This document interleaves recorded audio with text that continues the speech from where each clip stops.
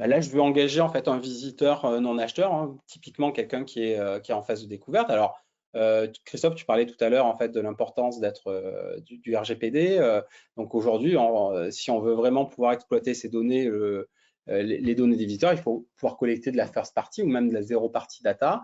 Et donc, bah, un premier exemple ici pour ce type de visiteur, hein, qui se situe très en haut du funnel, sur le slide juste d'après. Hein. Pardon, excuse-moi. Et voilà. Là, on peut essayer de les inciter, et uniquement pour ces personnes-là, hein, de les inciter à s'inscrire à votre newsletter. Donc bon, après, c'est notre créativité, votre créativité pour justement motiver l'inscription à cette newsletter-là. Bah, c'est quelque chose d'assez simple pour pouvoir avoir accès à des bons plans et à l'actualité.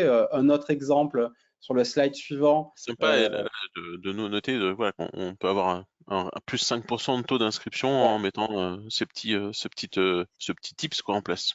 Top. Oui, parce que en fait, on a identifié que la personne est plutôt en découverte, et donc ce Ouais. qu'elle vient chercher, en fait, peut-être effectivement, bah, c'est commencer à créer une relation.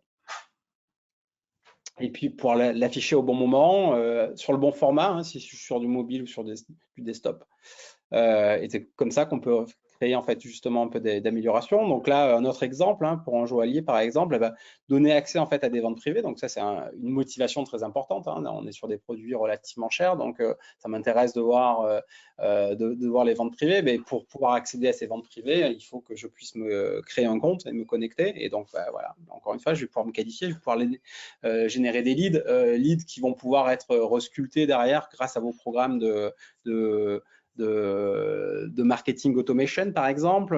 Donc voilà, encore un autre exemple assez intéressant pour générer du lead, pour créer en fait, augmenter notre base. Et donc là, on voit un uplift en fait ici en fait de toute conversion.